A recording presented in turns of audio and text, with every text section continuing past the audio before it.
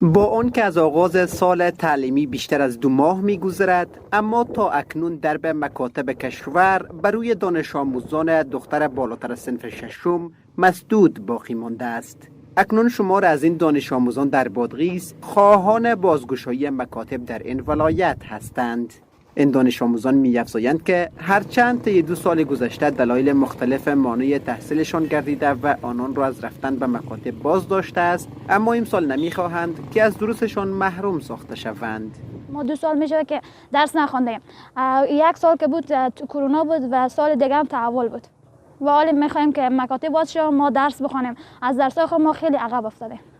تقریبا 2 سال میشه که ما درس نخوندیم. در سال گذشته شرایط یعنی دشوار بود، شرایط کرونایی داشتیم که نتونستیم از درس ها پس ماندیم و امسال هم نمیخواهیم از درس ها پس بمانیم و انتظار ما از دولت اسلامی افغانستان این انتظار را داریم که هرچه زودتر مکاتب ها بر روی دختر خانم ها باز شوند.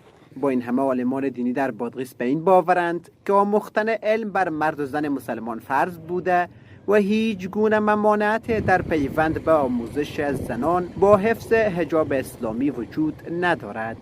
چون جامعه امروزی جامعه علم است، جامعه تکنولوژی است، جامعه پیشرفت و ترقی هست، می شود که امارت اسلامی افغانستان با حسن نظری که با ملت دارد برای زنها تحت شرایط خاصی که انمو رعایت حجاب اسلامی و رعایت عفت و پاکدامنی و امو طهارت خانم ها باشه، با در نظر داشت همون شرایط دروازه مکاتب برای مردم، برای خانم ها باز بکنند.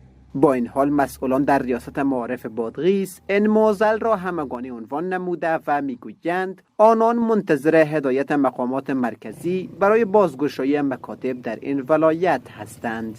آنان می‌افزایند که به تازگی یک کمیته در وزارت معارف کشور ایجاد گردیده و در تلاش حل این معضل هستند. د اسلامي امارت کوم پالیسی چې د کوم دغه چې د انشاءالله پر هغه مطابق انشاءالله د اجازه ورکول کېږي. کوم حقوق زنانو ته چې شریعت ورکړي دي، خدای رسول ورکړي دي، هغه حجاب دی، هغه دغه دی.